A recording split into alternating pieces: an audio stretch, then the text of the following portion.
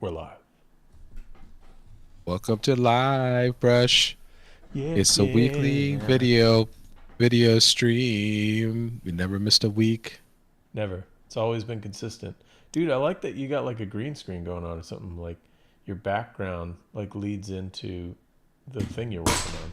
That's pretty wild. Dude, you don't even want to know how much I spent on this green screen. Okay? Take a guess. Take a guess. I'm gonna say nothing. I'm gonna say that was free. Yeah, you're right. It was free. Heck yeah. Hey, what's up, I got Alec? the- What's up, Nick? Welcome back, fellas. What's up? What's up, gang? Take a guess. Just checking. Take the, guess. How's my audio sound? I turned I'm it getting double down on from you, last right? time. I want to say I that think you're free. watching the Yeah. stream. Oh, I guess I am. There we go. We're What's back. going on? There we go. I can't hear anything. You can't hear me? That's weird. No, I can hear you. Oh, that's all you need to I hear. couldn't Dude. hear my own. Couldn't hear my own stream. You don't need to hear it. You don't need to hear nothing. What are you doing today, man? What's going on? I don't know what I'm doing, but Dude, maybe when you say what you're doing, I'll figure out what I'm doing. I am working on a reference, a little 3D sculpt for of Liliana. Am I saying that right? Yeah, Liliana Vess, one of the most Vess, famous Liliana. of the magic planeswalkers. She's typically a black planeswalker in the colors of magic. She's black. So Got it. and she tends to do necromancy type magic. That makes sense. That's what she was. A lot of dead things. Yeah. So I've got. I recognize the character for sure. But I'm working on this little bit of reference for myself. It's sculpting practice and reference for a card altar that I'm working on. One of two, so it should be a lot of fun. Heck yeah, man. Card altars are My fun. Kamigawa proof. Yeah, they're a lot of fun. What about you, dude? I don't know. I have no idea. You're right. It was free. I just got back from. I just heard you say something that you said a minute ago. The hell? Oh, my bad. Dude, I can't even hear my own Time means nothing. my own stream. Like I can't hear. It's really weird. I can't hear YouTube in my headphones. Oh, do you have it like if your audio is going through Discord, maybe that's why. Now, I know what it is here. Discord I think I hijacks got my audio all the time. Okay. So I don't know what I'm doing, man. I'm just gonna mess around. I got back from Lightbox. Lightbox in Pasadena, everyone. Amazing. It was a good time, and I'm just gonna I'm gonna float around and see what I can figure out. Sweet, dude. Oh, you were tabling there, right? Yeah, I had a table right next to some legends that was pretty fun. I was right next to Justin Sweet, who's a legend. No, not the Never heard of him. up and comer. Yeah, he'll get there. I told him to keep it up. And I was right next to another absolute legend from my childhood, Crash McCreary. I don't know if anyone remembers Crash McCreary, but did Jurassic Park stuff, designed Edward Scissorhands. Dude's absolute legend. That was pretty cool. Be next to him. Like talk about a legend. Dude, I know. I mean, not that Justin Street's not a legend, but like he's like even before Justin Street, just nuts, you know. Yeah, I mean like way back in the 80s. And Right. yeah, just nuts. Absolutely nuts. But yeah, it was a good time. I'll probably do it again next year. Oh, nice, dude. I always have a good time at Lightbox. I've only done like the first one, I think. So I think I'll we definitely did go we again. we did it online, right? Yeah, well that's right. Because of the pandemic, we did like an online one with LiveBrush. That was pretty fun. Yeah, so that's what I remember. That you did it in person. Is that the first time you did it in person? No, I did the very first show in person. So this was That was this in was 2019. God, I think so. Yeah, right before the dark times for the Empire.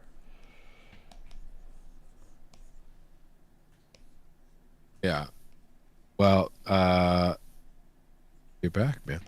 I'm back, dude. I'm I happy. had this. Had a good time. A lot of people No, go ahead. Go ahead. said that they had a great time. No, I said, there's so many awesome artists there. They all had everyone seemed to said that they had a great time. Yeah, I met a lot of people I always wanted to meet, and a lot of people I didn't expect to meet, and everyone was amazing. It's such a good show, and they did the It's awesome. they did this what do they call it? The concept art awards, I saw that. which is very very cool. Is that new? No, they've been doing it since the beginning of Spectrum, but it's run by an art director's. Well, it's not run by. I mean, it's run by Nicole. But Spectrum or Spectrum or Lightbox? You just said Spectrum. Oh, I did. Oh, I didn't mean to. Yeah. I meant Lightbox. Check the tape. Everyone check the tape. I'm misspeaking, but it's run by Nicole. She's been running it for a while. But they did. I mean, it was a really good event in that the award ceremony was really cool, and they had this really like heartfelt tribute to Kim Jong-gi, which is a tearjerker.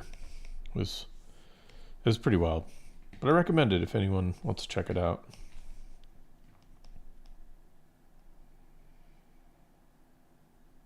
And that's my story. Yeah. Well, I saw a lot of people having fun. Yeah, man. Got to make it out there. You got to come out one of these. Gotta do that. No, you'd love it. Honestly, the timing didn't work for me, unfortunately. But this year, so I wasn't sure where I was going to be at.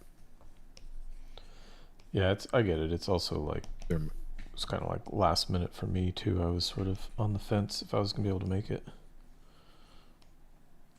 Right. It's awesome, dude. So you're back. Hopefully, it didn't cost you too much time and.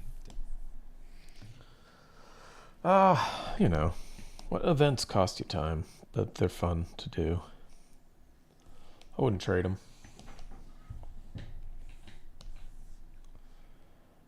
So, dude, I cannot see what. We got people saying hey in the chat, but we don't got questions yet. And Okay. one of these times I'll get that whole chatbot thing set up. Keep talking about it. I talk about it every stream, I think.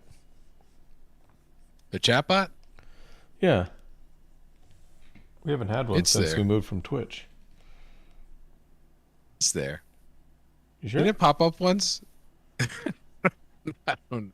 I don't remember. Just I joke. don't remember. It'd be funny. It just starts popping up. Like it's found. Be like, Like it's the AI has awoken and it's found its way over. yeah, just found its way over. It just migrated perfectly. I had this like image in my head. Yo, what are you working in? That's what I'm painting. What are you working on? And what are you working in? Are you not doing in Rebel anymore? I haven't messed with that yet again. And I might have. My trial might be over. So I'm just messing in Photoshop. So the romance is over. No, I still like it. It'd actually be really good to, like, if I did a piece, if I did an illustration and, oh, you know what's going on with my headphones? I figured it out. Hold on. Oh, there we go. It was like I didn't have a monitor in, Oh. I felt like I was talking in the dark. Anyways, it's... Wait, what did you ask? I totally lost the thread. Oh, yeah, Rebelle. Well, I've got a... Yeah. I like the idea of using it in... If I'm going to paint something traditionally and then I need to make adjustments to it or corrections. That could be very cool because the way it simulates oils, and it could be a cool way to go back in. Kind of like we were talking about before with like a Corel Painter, right? Yeah, well, I mean, just that way it simulates, I think you could get some really neat effects. But I'd have to mess with it first. It's a it looks really interesting. Looks really interesting. It looks you picked it up pretty quickly too, so Yeah, I don't think it'd be a problem if I were to really dig into it. yeah. But I was kind of just inspired generally by, because I was chatting with Justin Sweet a whole bunch, and he just does a lot of like free flow stuff. And so that's kind of what I wanted to mess with today. I had this image stuck in my head, and I want to just mess around with it and see if I can make it take shape. So far, I'm seeing it now. Oh, nice, nice. It looked good a minute ago. Now I changed it. Damn. Good a minute ago. What was I gonna say? Yeah, man, that's awesome. The cool thing about Lightbox is that it is not just like illustrators or painters. There's just like everyone's there. Right? I mean, it's just like it's not just animation. It's like people everywhere. Yeah, it was a lot like, so the first year I went, it felt like it was mostly, I don't know, it felt like it was a lot of fantasy art, a lot. And I would say now it felt a little more on the side of concept art and animation and education stuff. Oh, okay.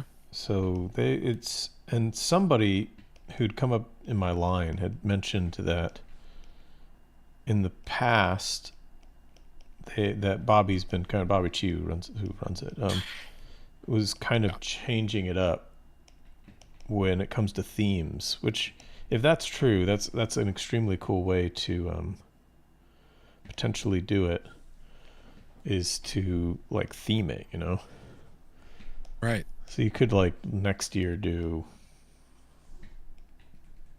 I don't know, a different part of the industry. So that's what the plan is, or that's what's happening? This is, I can't even confirm this either way. This is just what someone in my line said, because they had been to all of them, whether they were online or in person, and that it felt like there was a little bit of theming going on. So like this year was more themed towards visual development.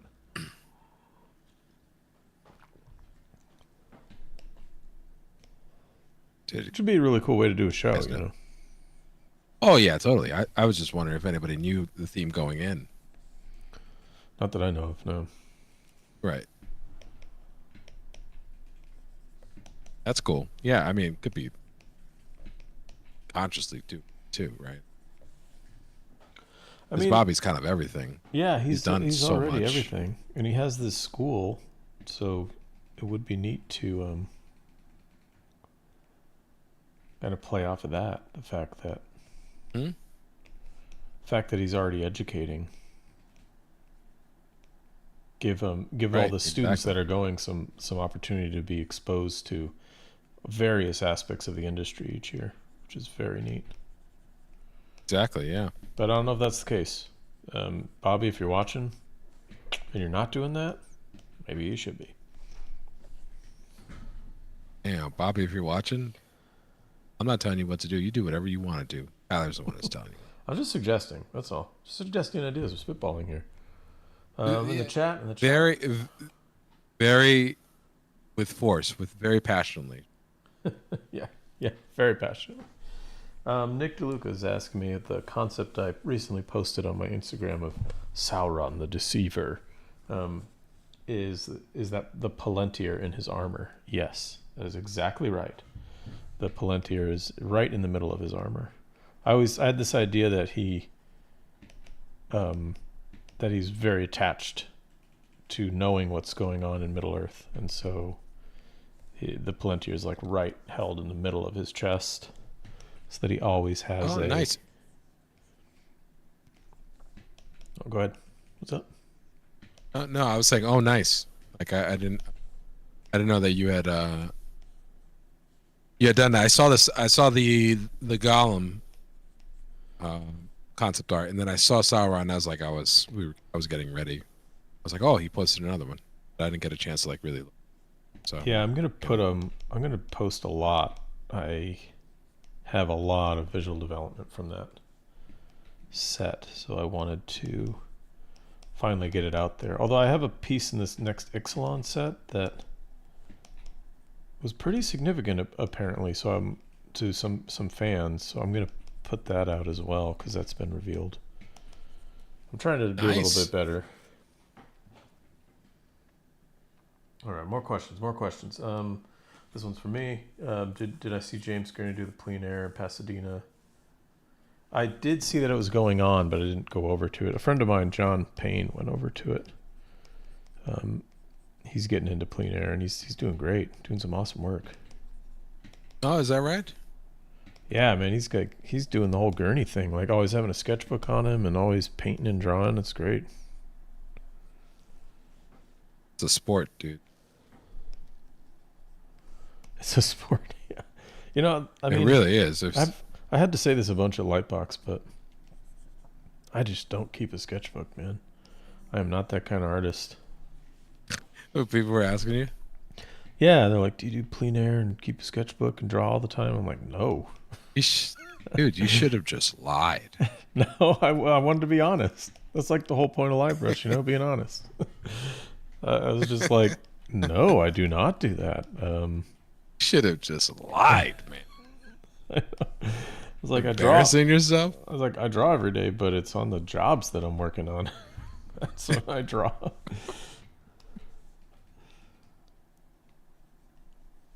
It's funny. Oh, man. But yeah, it was a good event. Super good event.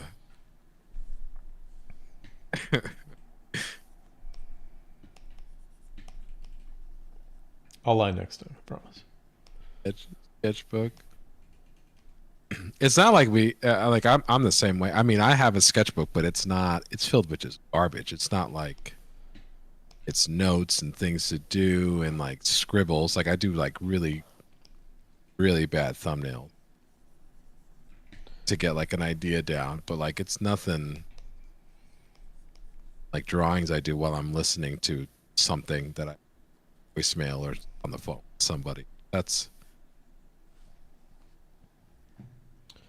Yeah, I mean, I got lots of drawings for sure, and I have lots of unfinished sketchbooks, but I've never been like have a sketchbook, use it all the time, do one every day, just have bazillions of drawings. I just rarely have that many. I sketch around in Photoshop, I guess. yeah. I find like I do like more sketches, and I like having fun and messing around. If I want to mess around, I actually just mess around so that in my sketchbook. But I think that's a result of us like having to do things like making sure that every time time is just such a factor for us that like it's got to be for something. I'm going to sit down and do it. Dude, that's why we did LiveBrush in the first place, right? Yeah. I mean, it was so that we can have fun and just do things that weren't like jobs. You know, it's something that's for a for a little commission and or like for gallery stuff. But yeah, anyway. No, that's totally true, man. I think and it's a sad state of affairs in that my mentality is always like, I can't commit time to a piece if it's not for money.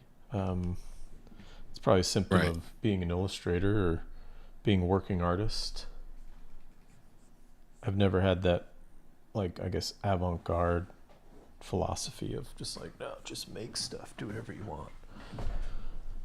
Well, also it's a very privileged attitude to have too, right? I mean, like there are a lot of artists that can afford to just do that. That's true. Like that's cool. Whatever, you know, that's everyone's comes to the game differently. My point is like it's like you're gonna have a different relationship with art, you know, depending on how you look at it.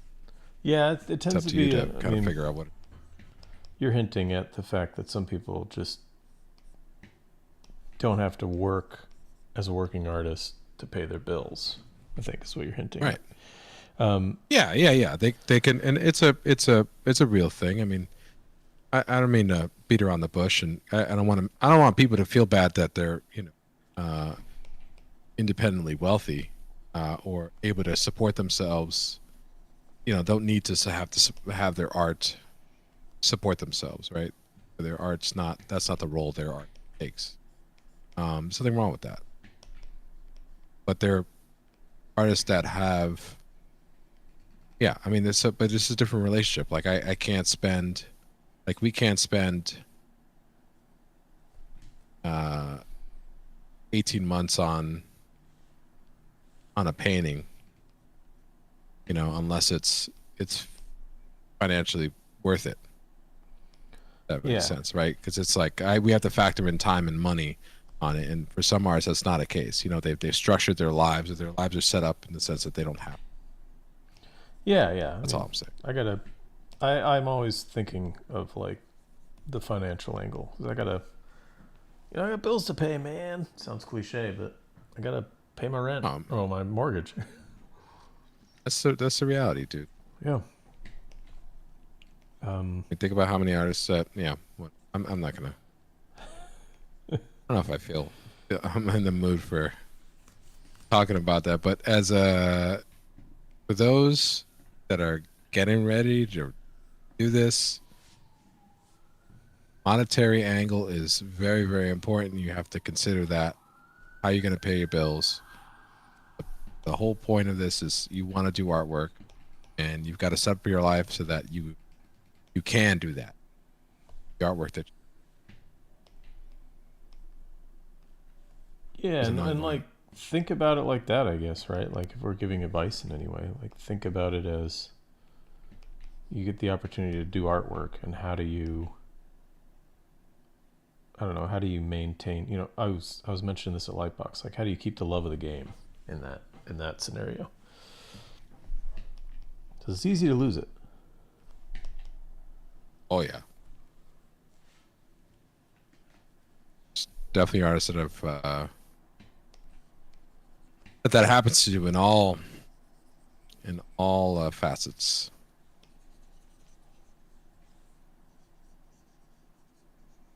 Yeah, it's like a fine line where things become work. I'm doing it all the time. And that's normal. Anyone out there watching that's wondering if they should. I mean, we brought up the whole James Gurney thing. It's sort of like James Gurney, he comes off as someone who just always loves doing the work. And that is definitely the case for him, I think. But sometimes, sometimes it's work. Sometimes it is not play. You know, also, but yes, yeah, but to go into it, you know, when you're modeling, just be careful who you want to model your career after, you know, initially, right? Yeah. Because if they have a life that is like not remotely, you know, comparable to your life, then it's just not going to be a good guide for you. That's the point I'm making. You know, for instance, Johnson. I'll do a historic, like a well-known historic thing. John Singer Sargent, right? Yeah, which a lot of people Everyone knows him. Everyone's like paint like John Singer Sargent, but this is something Ray and I talk about a lot. So go ahead. And he was like, first of all, they talked about how he painted every single day, and it's like that's awesome. He also was independently wealthy. Yeah. Okay. His dad was a surgeon, well-known surgeon. They were patriots because they had to get out of the country after their mother had a bad miscarriage, and they lost a baby, and so they were like, "We're moving to Europe, and we're just going to travel." Okay, so just think about that. I mean, if you can get up and do that, hey, that's great. That's awesome. But if you can't, like I can't, and I'm not saying that that's bad or it's good. It's just it is what it is, right? then like you have to take that with a grain of salt. Like it's like, okay, well, he was able to paint every single day because a lot of things were taken care of. Like why? How dare you, Ray? Well, like why? Like Norman Rockwell, right? Everyone's like Norman Rockwell, Norman Rockwell. He like he's look at all the time he spent on his paintings. Like, you know, why don't people spend enough time on their paintings like that? And it's just like, well, first of all, he had a month to do. He had month-long deadlines, right?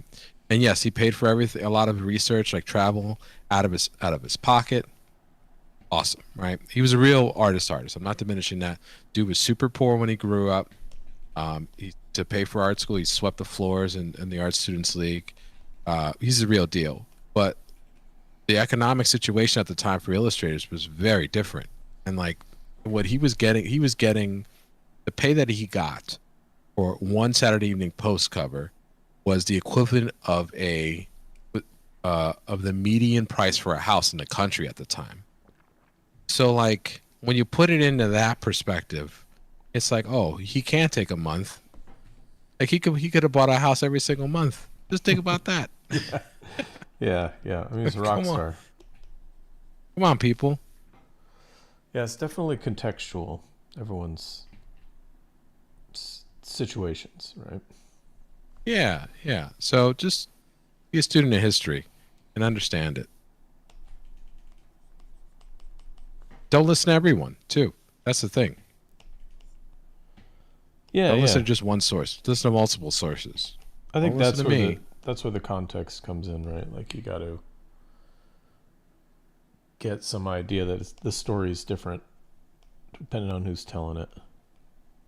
Right.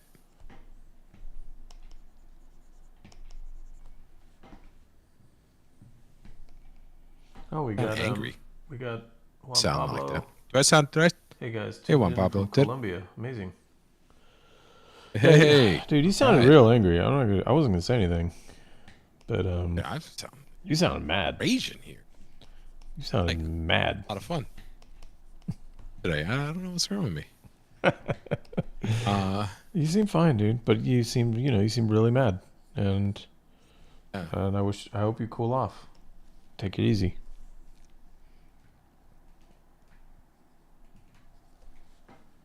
Stop being so mad. I'm just joking. You didn't sound mad. Just quit worrying about it. I'm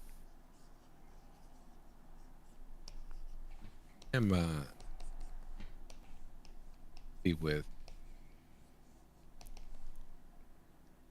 Dude, I really, well, this is what I was gonna say. One, you got to tell me how you get a monitor in that's not delayed in OBS, so because I can't hear my own voice. Is that for some reason? Because I just audio delay. Like it always gives me like a half a second. I'm not hearing my own voice at all. That's why I don't have any monitor coming back. Oh, so what were you talking about before? I didn't have my noise canceling turned on my headphones, and so I was hearing myself differently than what I'm used to. Oh, okay. But yeah, I don't have an actual monitor. No. Oh, okay. I think that would be distracting. That'd be distracting, I think. If it's the right, if there's no delay, it's actually. I had it on my Mac, but there's a thing with Windows Audio that's just not. Oh, I see. Oh, here we go. Windows bashing again. Oh, I was just, what? Great. I have listened. Here we go again, folks. Bashing. It's a note thing. Get up. I don't know what this is. This is what happens, folks. I just start messing around with something, and I don't think it's any good. But you know what? Who cares? Oh yeah, this is usually with sculpts like this. First couple hours, this looks like shit. The only way you get better. Getting human faces is always difficult because We're so used to seeing them, and it's so easy to slip into like stylized.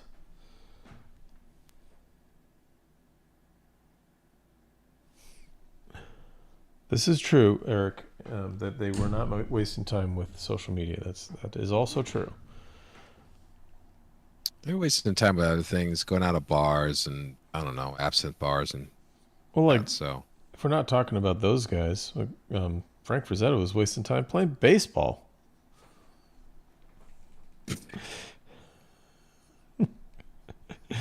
No offense to anyone out there who wants to become a professional baseball player. It's not a waste of time. But Frank Frazetta was a waste of time doing that. then I'm not. You're not even going to touch that. I'm not even gonna touch that. Me, not.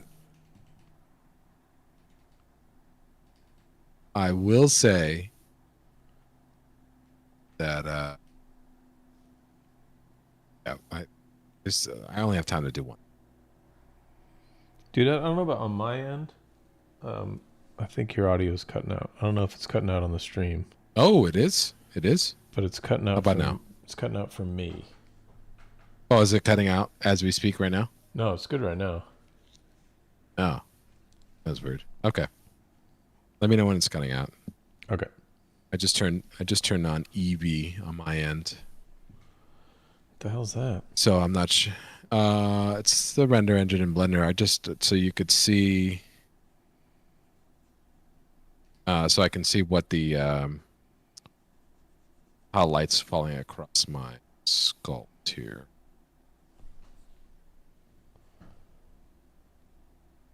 Is it breaking up when I go like that? No, it seems pretty good right now. Maybe I was just Yeah. hearing it weird. I could have been just leaning.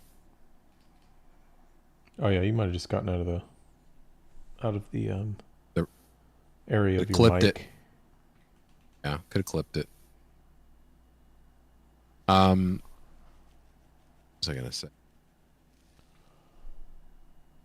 Oh, one thing I was gonna say was I myself I don't have like a sketchbook. You know, I find myself It's a very good point, Eric. Very, very good point. Go ahead, dude. I'm just referring to the chat while you organize your thoughts. oh, okay.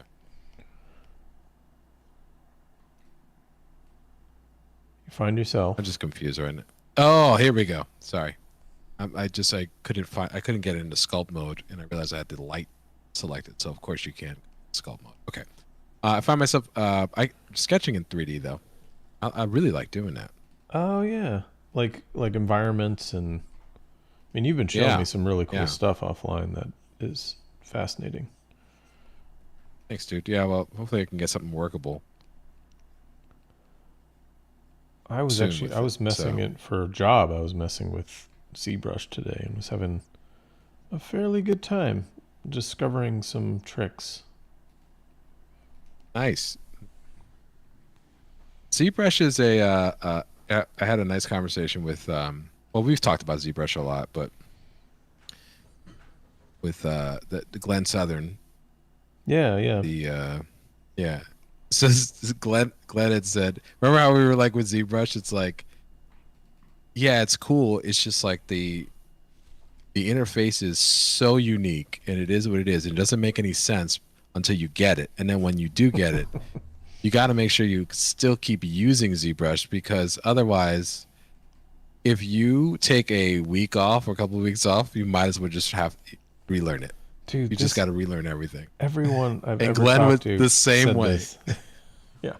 Glenn told me that so I'm talking about Glenn Southern. He runs a small visual effects house out of England, but he's known for, at least I know him for his tutorials in Nomad Sculpt. So I interviewed him for a podcast called Studio Bridge. It's through a school that I call Visual Arts Passage. And so, but we were talking, and he's like, "Yeah, you know, with ZBrush is just, you know, you just have to learn the interface, but you have to keep using it. just like describe the same thing. As if you don't, it's just all over. Like, Yeah. It's a wildly everyone says convoluted interface. best in the game, though. I mean, it's the best. I think it's awesome. I go ahead. Sorry, I didn't mean to step over everything that you were saying. I don't know. What was I saying? Was I saying anything? Yeah, you were saying about your experience with ZBrush. You got back into it. And... Oh yeah, but I mean, it was the same. I mean, I was quickly coming to the same thing that you were about to say, which was I had to look up everything again because I couldn't remember it. This is way too many things. Say right. It's like, it is a. It's just a bastard, it really is. But I love it.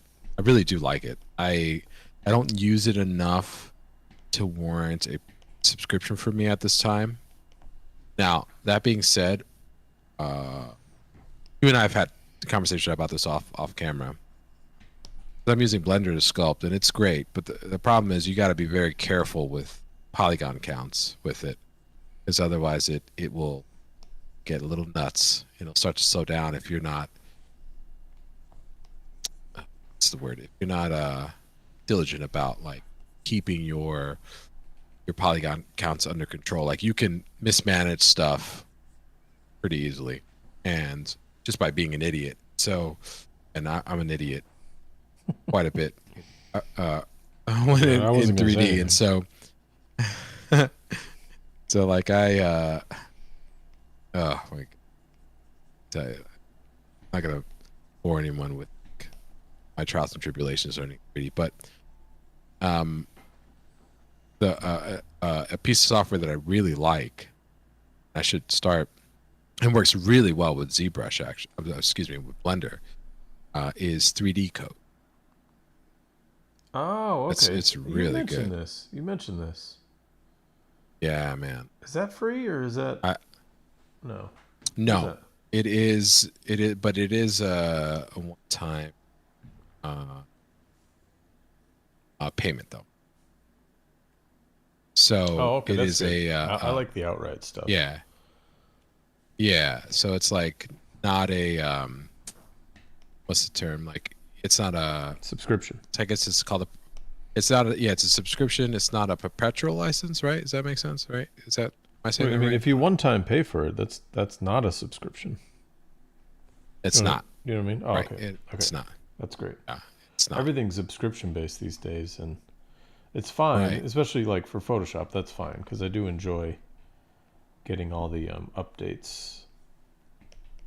But for some programs, like I don't really enjoy the subscription on ZBrush because I don't use it enough.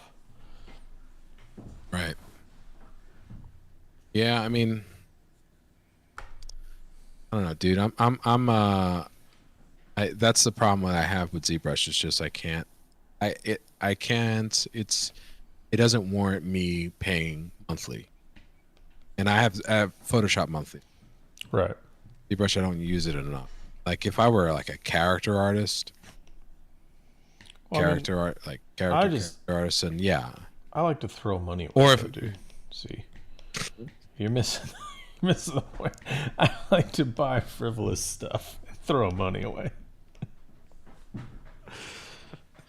So just leaving it. I'm just leaving it out there. Slapping the plastic down. Oh, it's really. Sorry, I'm just distracted because I'm. Yeah, you're trying to figure it out. You're trying to figure it out. Yeah, no, I'm also trying to download an Ecrochet that I bought off a 3D scan store, and I just realized I don't have it. So. Shit. I'm looking at reference off to the side. By the way, everyone that this is a cool thing that I love about Blender though. So 3D Code, awesome. It's like Nomad Sculpt, but like on steroids, like desktop version. So it's the same type of technology as voxels. You could do up to like it's a crazy amount of stuff, but you can cut and do nutty stuff with it. And you don't have to worry about topology.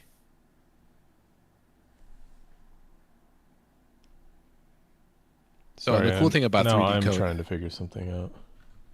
No, that's Go okay. on. Go on. I just opened it up here. I'm learning it, so I'm not as like well versed in this, but cool thing about 3D is that you have a they give you a month trial, but afterwards you could still use it. You just can't export anything over 20,000 polygons, but you could still use the full featured program. Really? Isn't that cool? Yeah, yeah. So Dude, I could that's just great. continue to learn it. And that's what I've been doing. I'm like, oh, sweet, okay. And it's got its own render engine and stuff. It's got like things, you know. Let's see here. Here, now I'm showing people. While you're doing this, I am using the golden ratio to try and figure out. I do this sometimes, everybody.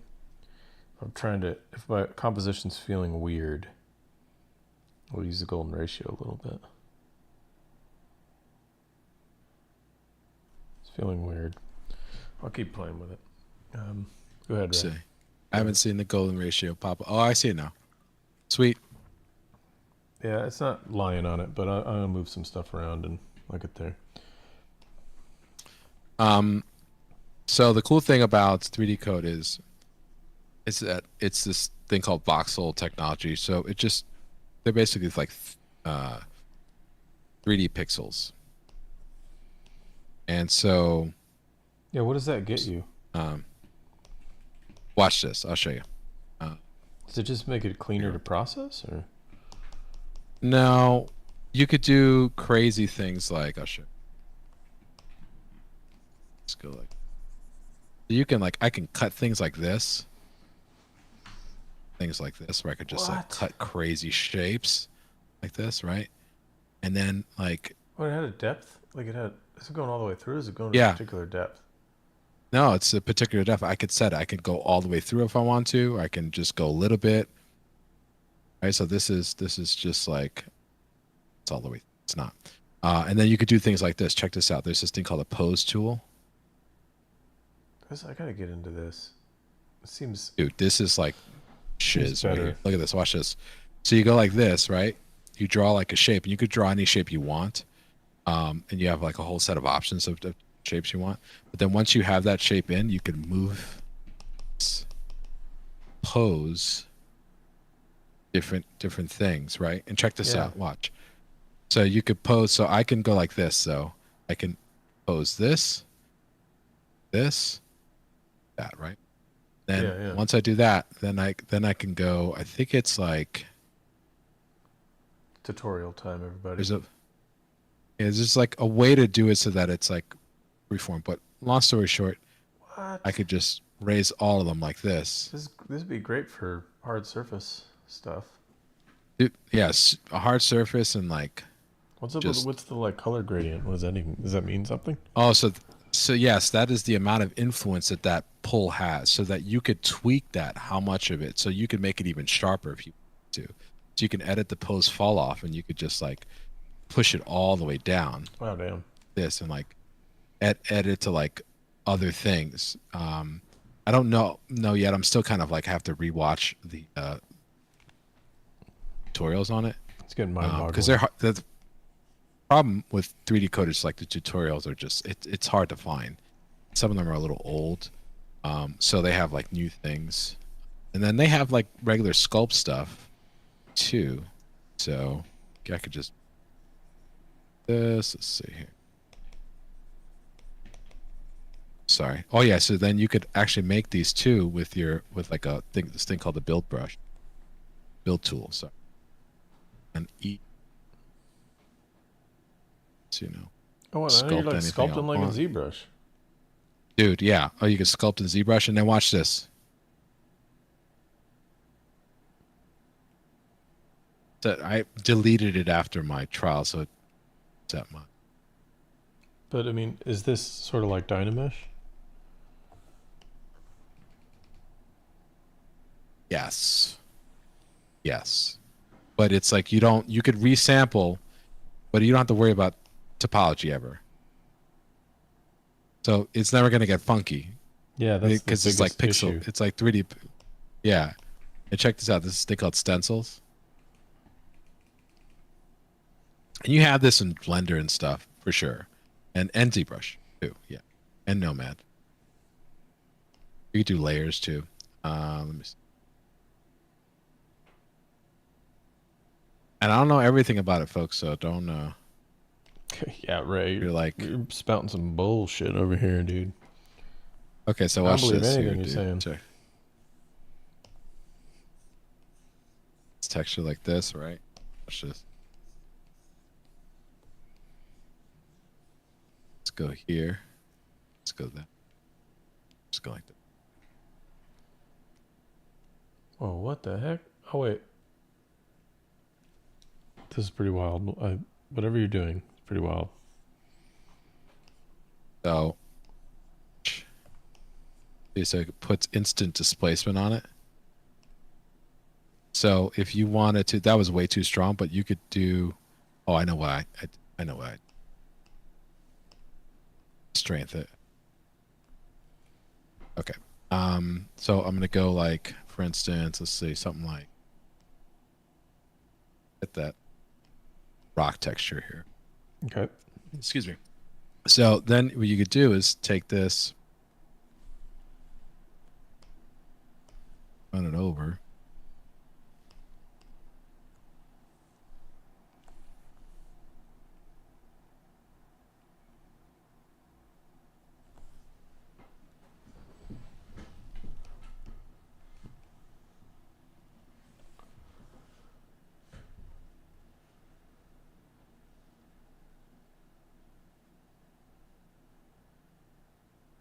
Oh, I didn't see, yeah, Alec, I didn't see that they added a simple head primitive. That's awesome. I always like using those in ZBrush just to kind of like base something off of it. That's a cool addition. Nomad is What? Nomad has added Nomad? like a base head mesh. Oh, I didn't know that. Shit. Yeah, me either. That's great. Salad. I would totally use that. No Blender, you could download one from the Blender Foundation.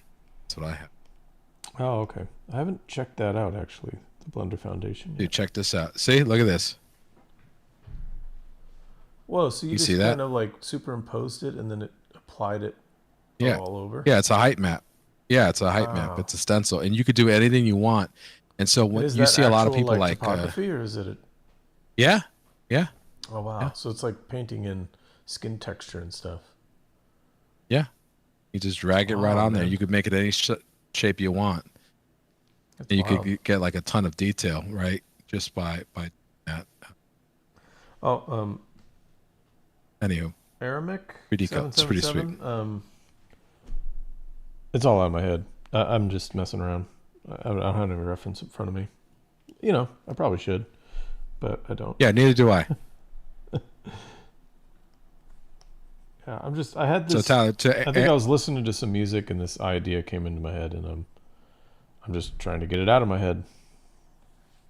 Okay, go ahead, Ray. What's up? to answer your question, you see, I can cut through, but like to do this type of stuff, like in ZBrush or like Blender, like this, with like, and it's at 2 million polygons right now. Yeah. That's not happening. So you could just cut and carve. The problem with 3D code is that it could be pretty destructive, certain parts. But like for cutting and carving, like I love this stuff. This just is just fun. It's just fun to use. And it's pretty intuitive once you get. But you just need like 3 brushes and you're good. It's pretty wild. That's great. Yeah, I mean, I'm always Yeah. about brush And then- minimalism, so. And the cool thing about 3D code is that it's got a link to bridge to Blender. So what it'll do is it will decimate the mesh so it's not so heavy, and then it will actually automatically throw UVs on it so that you can texture it like really fast. And those tests that I was showing you, that's how I did that. So it just automatically does everything and sends it to Blender. Yeah, it's like super automatic. Like apparently the UV thing in 3D code, because you could paint on your models, you could texture, you could do everything. But apparently the UVing is like next level. Topology too. Man, I gotta get into it. Um, Armic. I'm probably not pronouncing that right. Sorry. Yeah, it is. It's a fun goal. I actually kind of got the goal of trying to just do spontaneous stuff from my imagination from an artist friend that I met many years ago named Karl Kopinski. I was always into his work when I was a kid, and I got to finally meet him at a magic event. And he was just, at the time, he was just doing a drawing every day as an attempt to rely more on his imagination. So like the more you just do sketches and drawings, the more you kind of build this internal vocabulary for what things look like, and it can be helpful. I just like to work this way sometimes. There's a certain satisfaction I get out of, I did that without any reference. It's very good to have reference and continue to use reference throughout your career. But sometimes I like to make stuff up, and I get a little satisfaction out of the making up side. Never heard of Carl. Up and comer. Karl Kopinski? Yeah, he's an up and comer. He'll get there one day. He'll get good. Get there. One of these days. One of these days. One of these days when he's not painting giant Napoleonic battle scenes. Dude, like, it's just like, he is like, he was like Games Workshop stuff was like so sick. I mean, you introduced me to his stuff when he was at Games Workshop.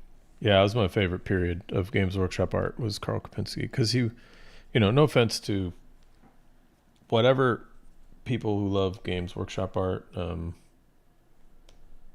they've kind of, this will probably make it so that I never work for Games Workshop again if they watch this. But I feel like more here. I feel like these days in modern times, Games Workshop has decided to brand, and this is fine. It's fine to brand your company, but they've decided to brand themselves pretty hard in that they have decided that all their art needs to reflect what the miniatures look like. And the miniatures are stylized, right? They're holding weapons that have extremely large diameters, and everything's sort of in a stylized way because they're so small and they have to be stylized in order for them to read. But when I was younger, when I was a kid, and Karl Kopinski was doing art, and people like Adrian Smith and Paul Dayton, they were doing it a lot more realistically and gritty, and their illustrations were like the super realistic version of the stylized miniature. And I liked that a lot. That's what I wanted to see. So when I see like what Games Workshop does now, it looks pretty cool, but it still looks like they've just taken the stylization of the mini and just blown it up to human size. So like the gun handles are gigantic and everything's just like weird and clunky looking. And I liked how that stylized miniature went through Karl Kopinski's eye, his creative eye, and you saw the outcome was these really cool, like realistic, super realistic looking Space Marines, and I love that stuff. I miss that kind of look. Artistic license, right? I mean, that was the. Yeah, and it's this. Right? It's just the difference between whether you're stylized or not. And he wasn't a stylized artist, and so the art that came out wasn't stylized. But the minis are stylized.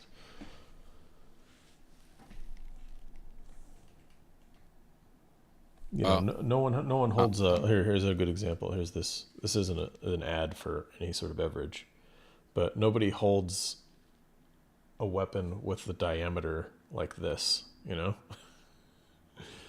But that's what the miniatures have to do, because if you make the diameter normal of like a staff or a sword handle, it would be too small to actually make a miniature from. Hasn't popped up yet. That's okay. I'll do it on this drawing here. This would be like a Games Workshop sword handle.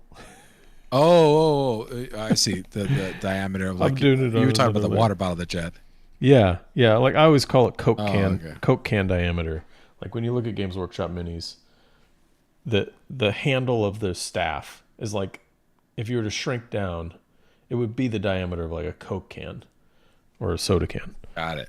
And it just looks silly, but it's stylized, right? It's just like, you know, Mickey's got 3 fingers or whatever.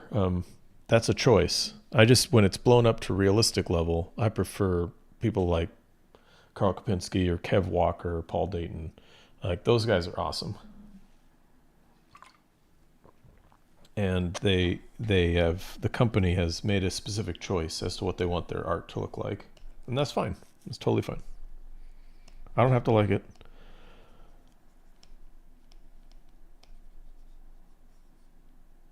I'm going to leave it at that. Damn, Tyler. You want to know all the other things I don't like? I saw, speaking of things I don't like, I saw The Creator recently. Have you seen that yet? Yeah. No, I haven't. But okay. You didn't like it? It's visually extremely cool. You know, maybe the chat's going to blow up here if they've seen it. It's visually extremely cool, like beautifully done. It's like Blade Runner-esque, beautiful, like almost like Neil Blomkamp or something. Gorgeous movie. But the story is just a disaster attack. It is ridiculous. It's laughably ridiculous at times. But I don't want to spoil it. I don't want to spoil it. I didn't like it. I thought it was laughable. Like, the eye rolls I was having in the theater were painful. And usually that doesn't happen to me. But I mean, it was just disappointing because, like, I want new worlds. I don't want constantly going back or sequels or blah blah blah. I want new sci-fi. I want new creations to come out, and then to have one. Not that it's going to stop people from creating, but, you know, the opportunity to have a really cool new show or cool new series or cool new universe was kind of like, I don't know. It's just it feels like if anyone in Hollywood was watching, and luckily the movie's doing good in the box office, but if it hadn't have done good in the box office, I imagine people at the studios, you know, executives, producers, would have been like, see, this is why we got a franchise. This is why we got to do, because when you try and make a new thing, it does do good. I'm glad it's doing good. Luckily, it's doing pretty well. But it is some silly writing. Just absolutely silly. That is so funny. I got to do one spoiler. Sorry, everybody, if you're going to watch this movie. And sorry if I'm poisoning the well here. But the whole movie's about these, like, synthetics that, like, America doesn't like. And they're, like, hunting them down with this sky ship that, like, can nuke them from orbit kind of thing. And that's cool, I guess. But when they finally, like, are in this ground battle with this, like, village of dudes, instead of, like, sending in soldiers, they send in these robots that look like trash cans, and they're like bombs. So the people that hate the artificial intelligent robots have these robots that walk in, and they're inside of these gigantic tanks, like 10 times bigger than the biggest tanks that you see in Warhammer 40K. These gigantic tanks. And they send out these little robots. They're about human size. They look like trash cans, to go blow themselves up. They're like a giant pointless hand grenade where they could have thrown hand grenades or used the giant tank that they were in to destroy the enemy. I mean, that's just one of the absolutely ridiculous moments in this film. So basically you were just thrown off by the fact so the movie at certain points was like, somebody had said, or the director was like, wouldn't it be cool we had, like, now we can get the opportunity to design this thing.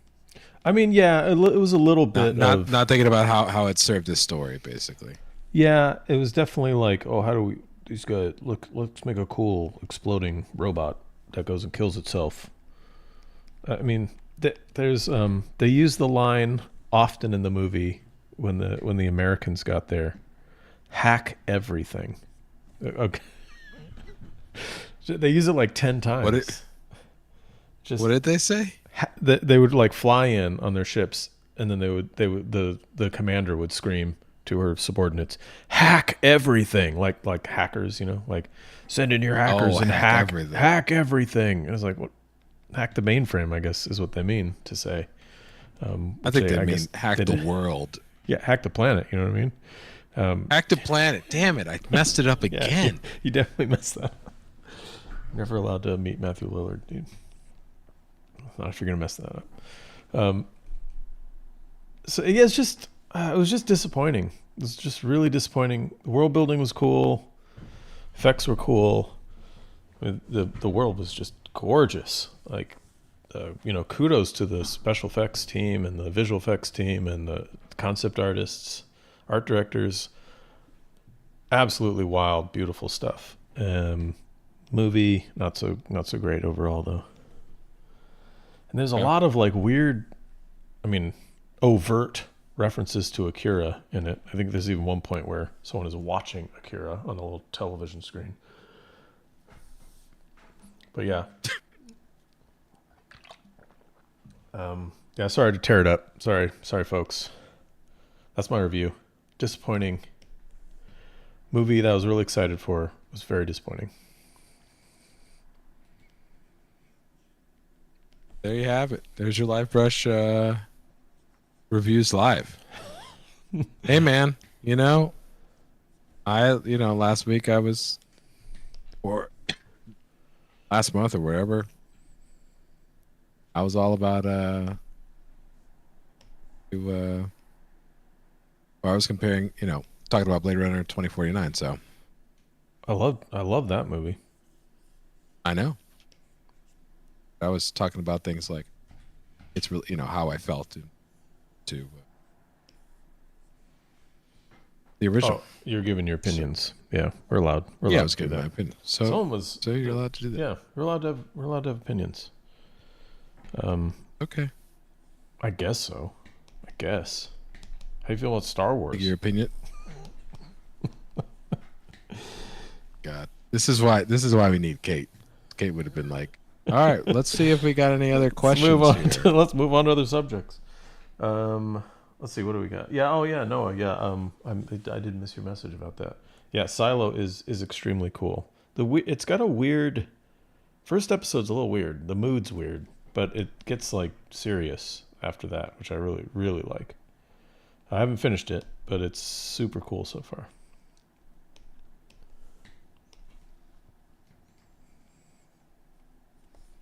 Oh, interesting. Sorry, what's up? What's up? Because I was. I just had to figure out. I was figuring out how to mirror something. Just getting confused with. So, we good. I am trying to compositionally figure this thing out.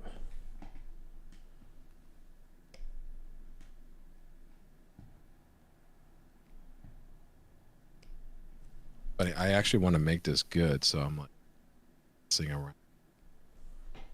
It's looking good, man. It's looking good. Oh, like in the. I mean, you could get an AI to do it and wouldn't worry about anything. Right? I shouldn't even say that. On the coattails of Lightbox, I shouldn't even joke around about AI. Yeah. So we don't have to go there. Oh, sorry. You have a peak controversial topics you might ready to hit your fucking. No, I didn't even get into controversial topics. My French. There are some serious controversial topics we could get into that we're not going to. That is true. That's true. We are not getting into. Yeah, we're gonna keep that off the air. We're not putting any of that on the air. Yeah. Let's see, what do we got? What do we got here in terms of? Okay, I like where this is going. This could turn into a painting. I I think it looks great, dude. I don't know. This is.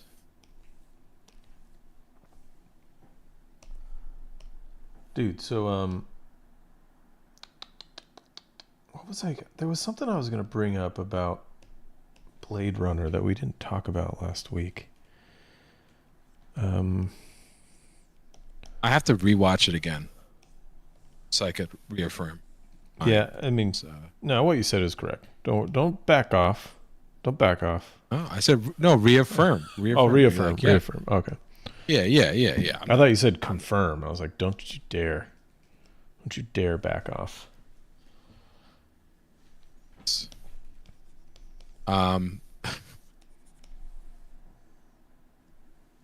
good. Okay. Was What? So, You're cutting out. You're cutting out a little bit. You're cutting out. Oh, I'm just laughing at myself. I know why I'm cutting out, because I'm mumbling. That's why, I do that a lot. Don't worry. dude. It's So, any video games you've been playing, dude? I still play this one. We brought it up a lot on this. I still play this game called DayZ, and I'm trying to figure out why I still play this game. I think it's just. This is what I think it is. This is what I think it is. I think it's a way to like tune out and not think. Video games are escapism. But No, I they're not. think I think I still play this game from a long, long time ago. That's still clunky, but it's still amazing, still fun. Just because it's a means of like, I only have to think about one thing, and this because it's like a survival game, right? DayZ. Right. All you got to do is run around and like make sure you got food and don't get killed by zombies and don't get killed by other players. It's very simple. Seems simple enough. It's very simple. Yeah. Simple premise. For simple prep. Super simple premise. Which You is don't have to do anything crazy. The No, go ahead. No, I was just gonna say, which is the cornerstone of all great games. It's not convoluted, right? You can get in and play, and Yeah, you just jump the in premise there. is simple. Okay, someone's saying Nick DeLuca is saying I got to play Return to Moria. Is that like the? Is it kind of like the Oh, that's the new Lord of that's the the Rings? new Lord of the Rings game, yeah. But it's But not it's not Gollum. It's the new one that just came out is a it couple of days like ago. the same guys who did the Mordor, Shadow of Mordor game? No. No, actually different people. Oh, okay, okay. Correct me if I'm wrong, Nick, but I think it's definitely. I thought it was different people. But the same publisher, or am I wrong about that? I don't know if it's the same publisher. I don't know. Well, we'll find out. I got a question from I'm gonna totally screw this up. Willie O Art. Sorry, Willie. Do I think about? Let's see. What are you thinking about when you're plotting out the values? I am thinking. I can about, answer that. Tyler doesn't think about anything. I'm not thinking. much. Here's the thing. I'm not thinking about values. No, I am. In this one, I'm thinking about. One of the things that Ray and I learned in school was, and I'm going to illustrate it here, is, the roughest way of putting it is never have the full 0 to 100, right? Never have full white to full black in your piece. So I like, let's see, let's just put the value scale out here. So we got black. We'll do a few steps of this. Get that. It's mid value. See how light mid value is? That's 50%.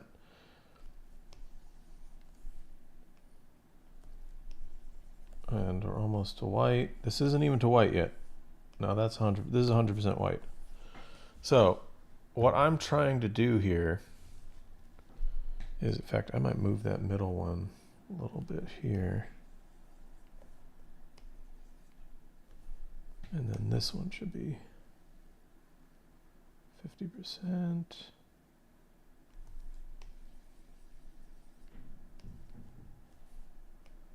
So what I'm thinking of here when I'm laying my values out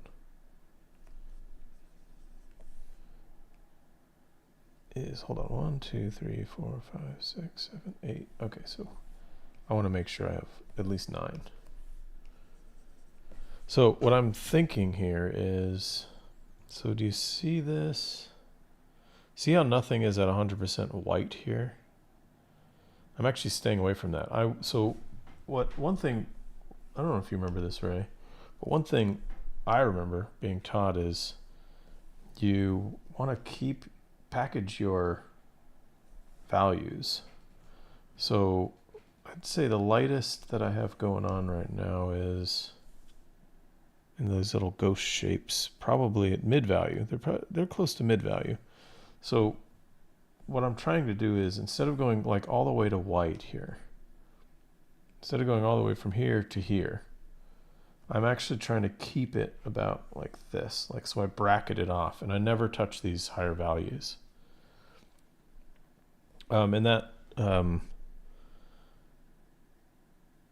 This is just me trying to keep it, I don't even know what to call this. What would you call this, Ray? Value grouping. Here we go, value grouping. Yeah, I've forgotten the term for it. But there's a certain like level of vibration and distraction and too much going on when you have the full, all the way dark to, 100% black to 100% white. There's just too much going on there. So if you're going to use like 100% white in this scenario, just be blinding. So I'm using all these other values to make the lightest light at a near mid to be really bright. So everything's kind of dark. And that's at least the most of what I'm thinking about here. I'm grouping it so that it's a little more manageable. But I'm probably, the little sun that's right over here, I might punch it to so that it stands out a little bit more. We'll see. Did any of that make any sense at all? Probably not. Yeah. Sense to me. Okay. Yeah, I do. I totally group values like that. Every once in a while, I have to break it and kind of go 100 to 0 to 100 when there's like crazy magic involved, because when there's really bright magic in a scene, you can't really have it in a bright setting. You have to have it in a darker setting so that the magic takes effect, which is kind of what I'm doing here. So like the magic in the hair up there or whatever's going on gets a little more glowy when the entire scene is pretty like dark.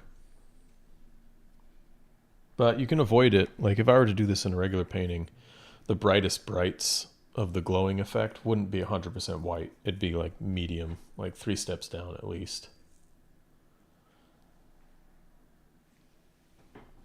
Hopefully that makes sense. The other way to do it would be, so if you do want to use 100% white, you don't go to 100% black. So you group the other way. Let's cut this out. So you would move it down, right? So if you want to use 100% white in your image, you would group it like this. So you'd never go all the way to black. Your black would essentially be like a mid gray or close to mid gray.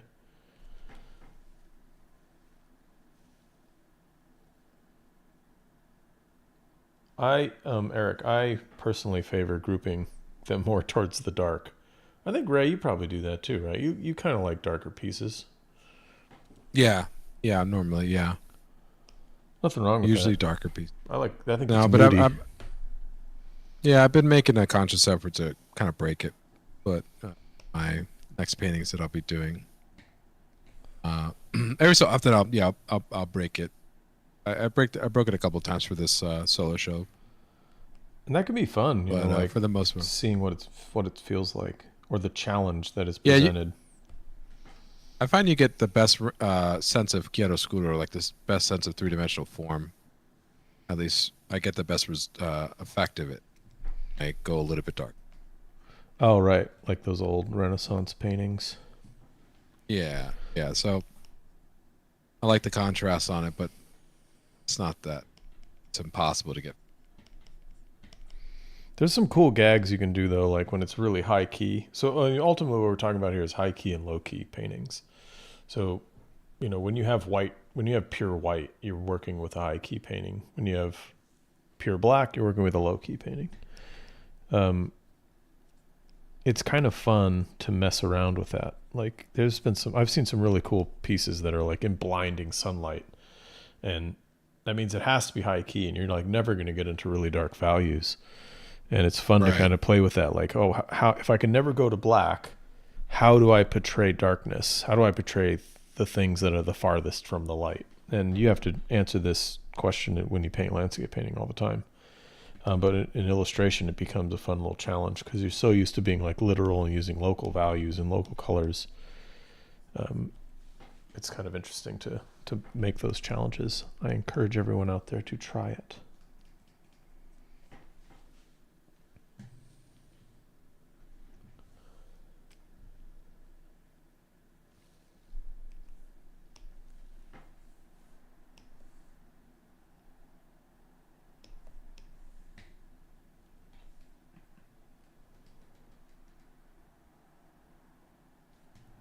Keeping it real quiet here, everyone.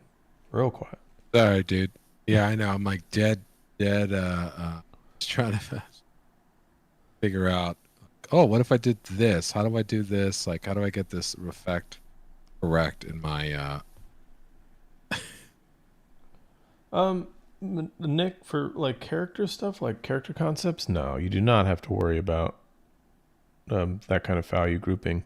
I'd say what's important to worry about when you do that is value pattern, and that's like the brightness and the darkness of individual items. You know, so like a shirt that is white and pants that are like denim, you know, those have completely different values. And the lightest light of the denim will never reach the lightest light of the white shirt. So keeping really tight control of that stuff makes your characters more interesting. If they're all kind of like head to toe the same value, it's not very interesting. But if you start isolating, like their skin tone has a completely different value from their shirt, which has a completely different value from their pants or their belt buckle or whatever item. Like if you're keeping track of all those things and being aware that they all have different values, like their local value, you make a much more interesting character concept. Yeah. Plus, it's like, yeah, it's the graphic design of the character itself, right? Yeah. So, you're basically designing in that sense. In character design, you're basically designing. Yeah. If you do want to do like an overall value scale, you make for a moody concept, but it's not really helpful in the whole purpose of concept art, which is to give other people on the team the information they need to work with that character.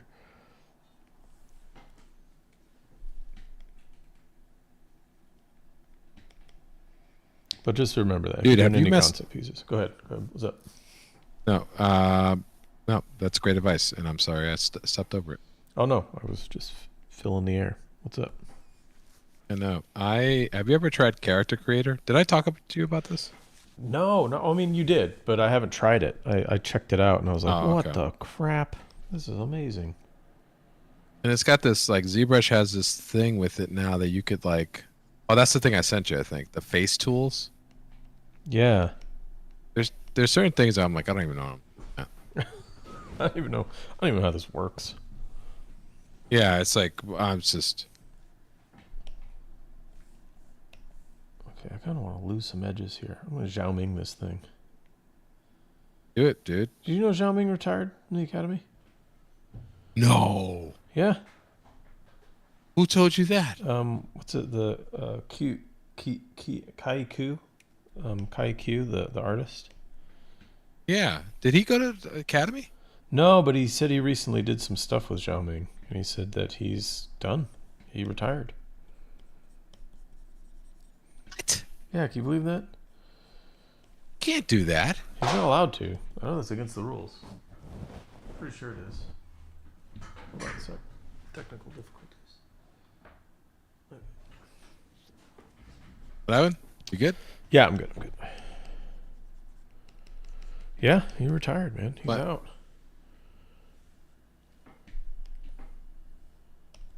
Couldn't even believe it. I am shocked. Well, it had to happen at some point. Yeah, Right? I mean, that was kind of the thing. I was like, you know what? If anyone's earned it, it's Xiaoming Wu. Oh, yeah, for sure. Wow. Actually going to tell me that Bill's going to retire soon. Even though he retired when we were there, and then he got out of retirement. I was talking to somebody at Lightbox about the same thing. I was like, yeah, I learned from Bill Money, like he's still there. And I was like, yeah, he retired when we were there, and he came back. He's still there. Chuck Powell retired too. Yeah, he's out. I mean, I'm interested in who's still there. Greg Nelson. Yeah, that's right. Well, he's a machine though. He's not a human. Yeah, he's never gonna leave. Consider him. All right, we got a question from Aaron Rufino. Hey, Aaron. Howdy, guys. Yo, Aaron, what's up? How would you approach adding contrast back into a piece that's values became too similar? When is it intentional value grouping versus accidentally hitting one note? Oh, I mean, pull that value scale out like I had and see where all the values are sitting. And then if they're all like, where's that value scale? If they're all sitting on one side of it or in the middle or on the top, just edit, right? So push your grouping. Push your grouping either in one direction or, if it's all the way to one side, you probably just need to add a couple more values. So let me get my little pen out here. If you are, so let's say everything is like here, right? Well, yeah, that's going to look pretty one-notey because they're all very close to each other. If you can see that. So what I would do is if I was sitting there, or even if you're like here or anywhere in here, you're going to get kind of one-notey. Is just broaden it up. So you want to have, if I was sitting in this, you would want to push it out and add a few more values. It's that whole like 5 values. Have at least 5 values represented.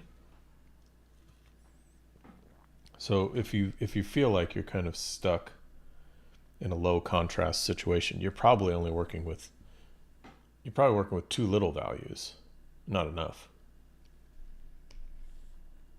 What do you think, Ray?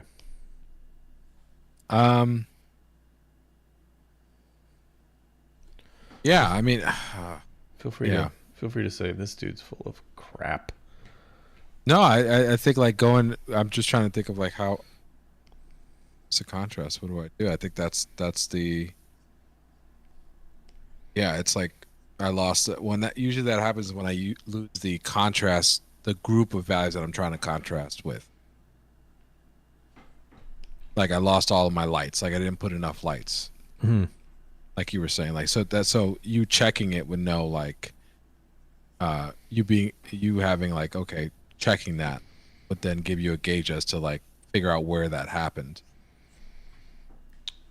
Which is why when I'm painting all the time, that's why I pre-mix all of my values when I'm doing, and I do underpaint for that reason.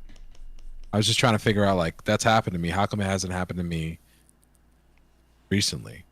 And it's because I pre-mixed all my values, and then when I work like that, I mean digitally it would probably, I guess it would happen if careful. Yeah, it can totally happen, and oh yeah, and referring to what Aaron Fino just said, like you're reserving your contrast for the focal points. That is true. Like I tend to keep my, if I have that value scale, let's say the one that I had up, if I'm working on the lower side of it, I keep my focal point has the brightest bright and the darkest dark getting close to each other. That's like huge contrast based on what you're working with, and that'll pull focus into that area. Yeah, and the way I think about it is like it's got to be the highest point of contrast. So whatever the biggest largest value jump is, it's got to be in the focal point. But I spent a long time making sure I know exactly where the point is. Mm-hmm. That way I could do whatever the hell I want with the rest of the piece. And that's where like designing comes in, right? When you're designing your composition, it's all value first. At least that's how I work, is value first, then temperature, and then color is the very, very last thing that I think about. Because your eye goes to the area of highest contrast, so that's value. And then your eye also tends to go to the hottest area. That tends to push forward. Cold recedes, heat advances. So those will be the spots that you tend to look to, and you can design based on those principles.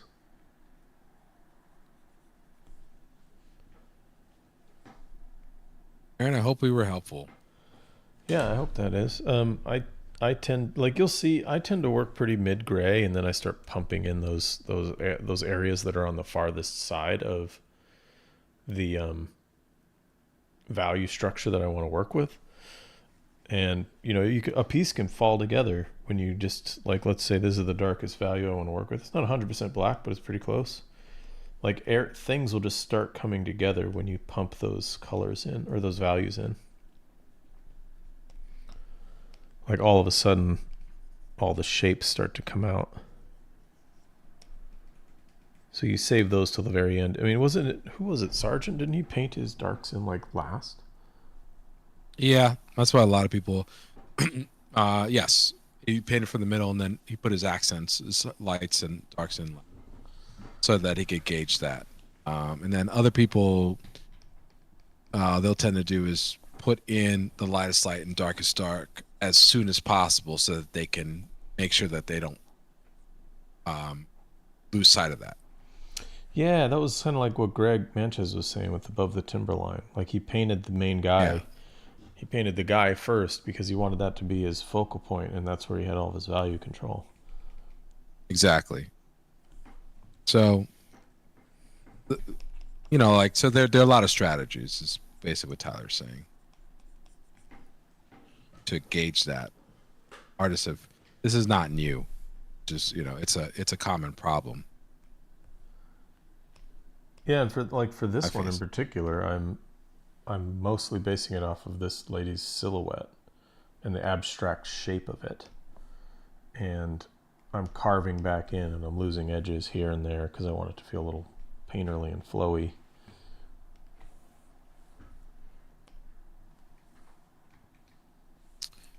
I think that's the thing is, I find myself very strict about my design from my studies. Like if I find in my study, or like if I have a sketch that's laid out as like a tonal, I will not deviate unless it's like I've literally found a way better solution, or and this is most of the time, I didn't solve the problem, just rushed it. But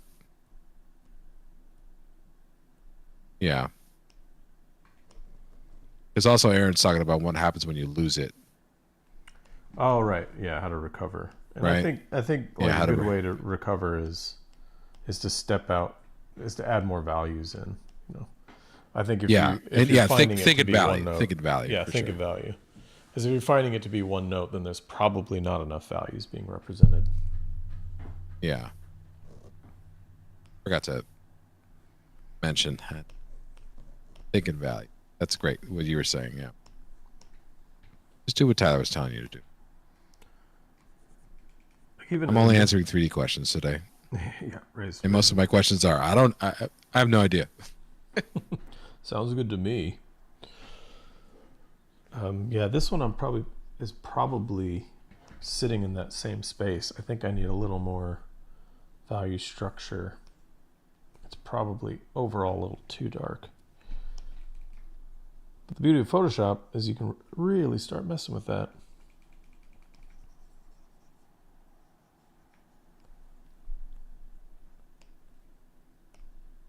I love Photoshop. I love Photoshop so much. I'm trying to get Blender to be that weird. Yeah. I mean, it seems about right though. So like I'd say this is better structure. And I actually do this a lot in my painting. If I'll work on a piece for a really long time and I'll have color in there and everything, and I'll be like, it's sitting too tight into one value set. So like doing this, I've expanded that little frame of, so I've gone a little darker and a little, this is a little more contrast essentially. But still nothing's going to white. That's the thing too. It's like we like having a constant ability to constantly check your values is key. Like what Tyler just said. Like having that, like you see, like how you were checking your values, right? Yeah. But like having a fast way of doing that is super important. So I always have a layer that's just black, set with the blending part set to color. Oh, that's interesting. So I can instantly turn everything black and white. Yeah, I have a I'll do it here actually. If I did have color, right? Let me just smash in some color here real fast. I'll just use like a gradient map. Do a gradient map. Oh, that's too dim. That's not gonna work. Let's just do something in like blues. And overlay. Sure. Let's pop these colors.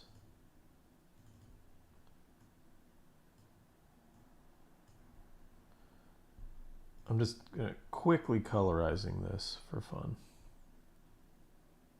In fact, I might switch these colors. There we go. So this is just like a cheap, it's not even colorizing it, but it's giving me some colors to mess with. And, as you start pumping in colors, I like to, so Ray likes to have what he just said. I like to do a proof setting. So right now my proof setting's on CMYK. So if I were to hit Control Y, I would see what's going to print out of Gamut, essentially. Which is nothing right now because I'm not doing anything crazy. But you can change your proof setting. So if you go to proof colors, well, that's Control Y, proof colors. You can customize your proof setting. And I like to customize it to dot grain 20%, which is like a grayscale. So there you go. So when you hit Control Y, you can test your colors. So every time you hit Control Y, so this is like I'm going to do some more colors over here so you can see. Let's just do a gradient of like red to greenish.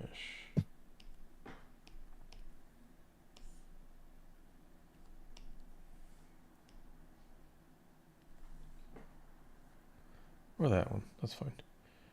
Okay, there we go. I like to do this a lot when I'm working, is to just kind of like pump in all these gradients and then start messing with the levels so I don't lose my values. But now if I go Control Y, you see I can go right back to black and white and I can see where all my values are. Just gonna do this over and over again so you can see. So it's a quick way to check your values. And Yeah, this so is you're the not having a. It's just a hotkey for you, it's basically. just a hotkey, yeah. And you can do this for a bunch of things. So let's say I had this one's great for print. Maybe not everyone will encounter this. It's really good for print, especially working on Magic the Gathering. Magical effects will print out of Gamut, so they won't print in CMYK. So my file is currently in RGB, which represents the colors on my screen. But print represents CMYK, it represents physical colors. So crazy blues like what you have here will not print. And so what you can do is you can go back to your color proofing settings, go to, oh, you can't even see on my screen, sorry. You go to View, go to Proof Setup, and then you'll want it set to Working CMYK.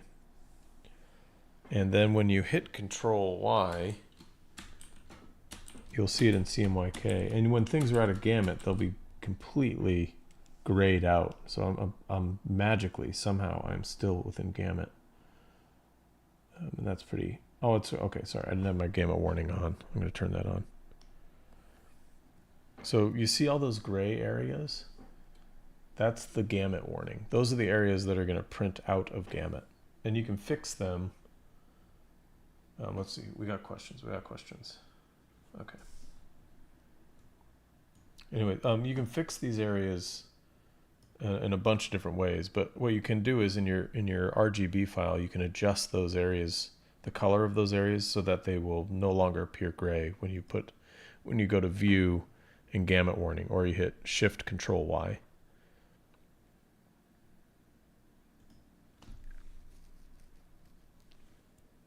Okay, so let me get some questions here.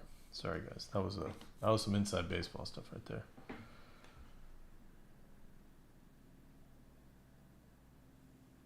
Thanks for doing that demo, dude. Get that. Okay, let's see. So let me go back, because I think some of these are addressing exactly what I was just saying. What program are you working in? From Trey. I'm in Photoshop. Willow, let's see, wait, what layer mode is it set to for the colors? The colors, let's see, I did a gradient map. I wish you guys could see my menus, but I haven't been able to set it up that way. I did a gradient map that was set on overlay, and then the gradient this gradient that I did over the whole thing. See all those different areas that are out of Gamut? This whole gradient was also on an overlay. But see, when I turn these off, the only thing that's out of Gamut is the sun. Right, Eric. Yeah, so another good way to do it is I mean, it's good to have your Gamut warning on just to see, but I don't pay attention to it too much anymore because a lot of companies put it through imaging anyways. But if you have your proof settings, your Control Y settings, if you set it to CMYK, then when you view it, you'll see how things, it's hard to see here on the stream. There's probably no way to actually, for you to see it on the stream. Yeah, you can't. Well, maybe you can in the darkness. You see how the darkness flattens out? That's just showing how the CMYK will print. It's an approximation, but it won't be as deep. Okay, let's see. What do we got? Okay, yeah, I think we're all caught up. Oh, no, wait. We got another one. When you work with colors digitally, how do you create a range of colors that have good harmony?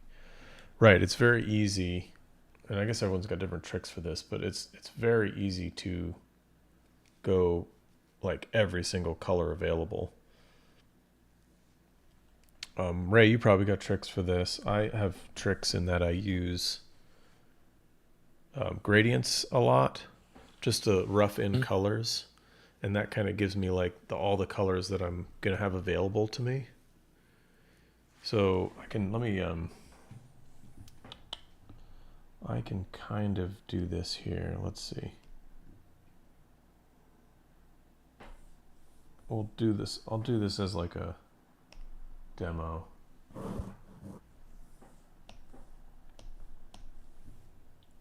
let's see. Let's make this normal. This is going to be my top color.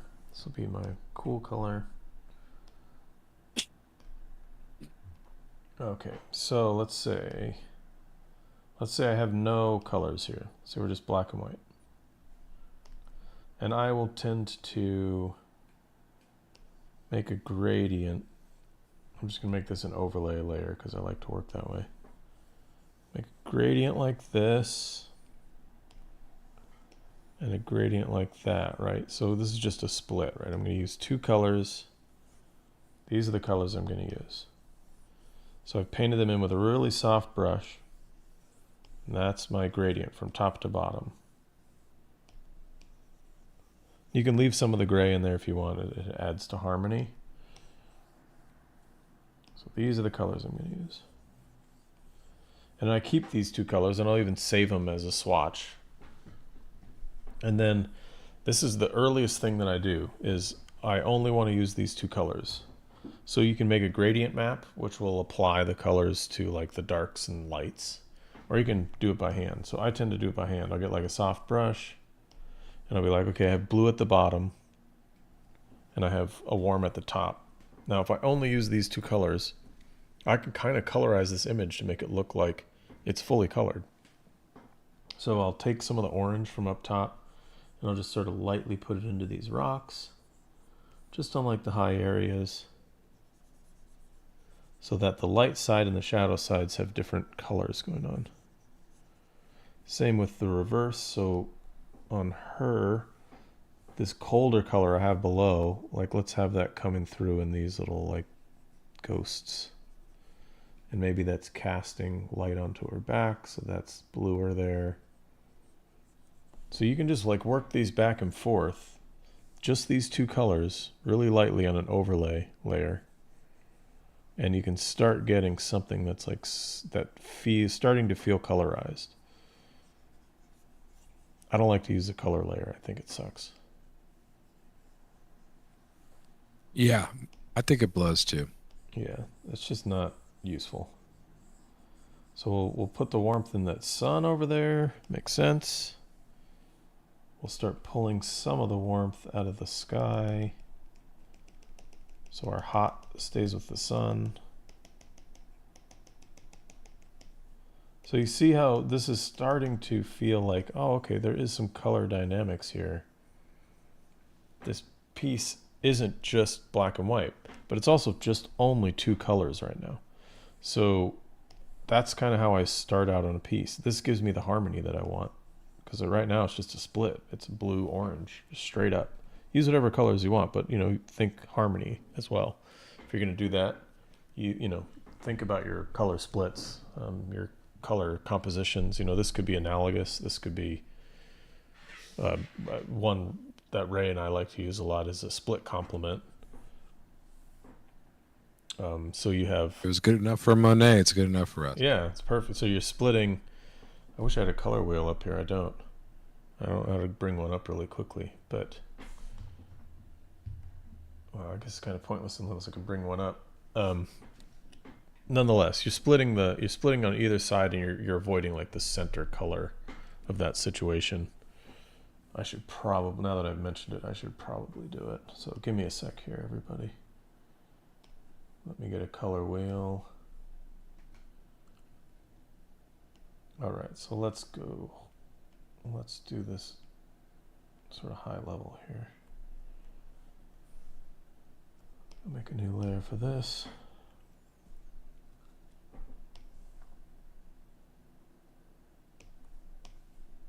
Quick little demo stream we got going on today. Dude, I can't believe you, man. Got a full-on illustration demo for them. Crazy. Here we go. Here we go. So we're getting all of our colors in here, folks. Why does that one look not very much different? Oh, okay. Let me reverse this. Let's do it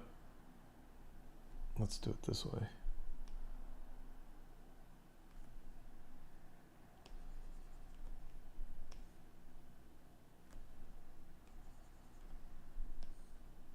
Do basically like a CMYK.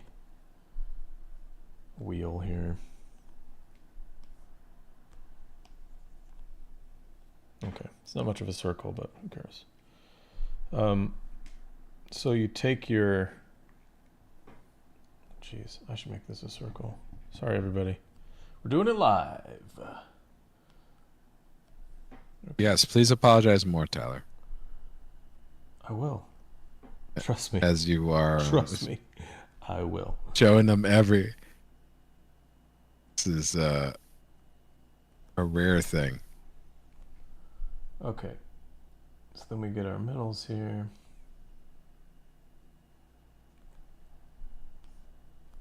It's probably just as bad as before, but it's okay. Okay. So, what I've kind of done here is, let's just take this red.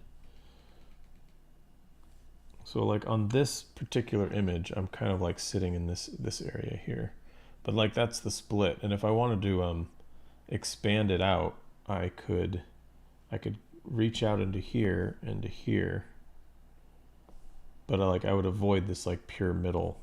I wouldn't use this pure middle. And then on this side, I could reach out here and here a little bit. And this would make so much more sense if it was a nice clean circle. Here, I've got an idea.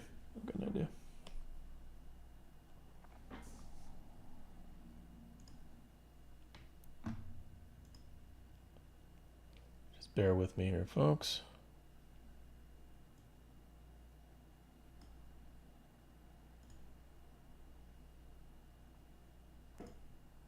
How's your day going, Ray?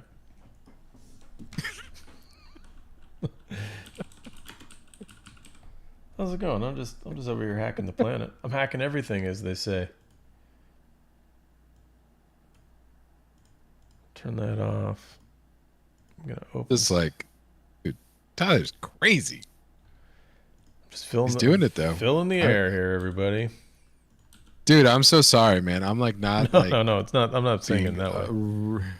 I'm not saying it in that way at all. I'm just I'm trying to find a way to mess with I'm this. super impressed. No, I'm super impressed. Okay, so like, listen, folks, what he's doing basically is setting. Notice that like he's setting up his temperatures, or setting up a warm and a cool. So set yourself up with something that's two contrasting colors, right? It's a way of keying everything together so that your colors can lean one direction or the other, but you set it up initially so that everything that you put on top of it will be influenced by that. So you're getting all that stuff for so you don't have to do it at the same time that you're trying to think of like specific colors to put down. This is really similar when we were taught how to do this. We actually were taught how to do this traditionally, where we would set down a wash of some sort of color, whether it would be in oils or acrylics, and that would be an establishing wash that would allow us to. It sets up the rest of our colors that we put on top. So that's why Tyler is doing that.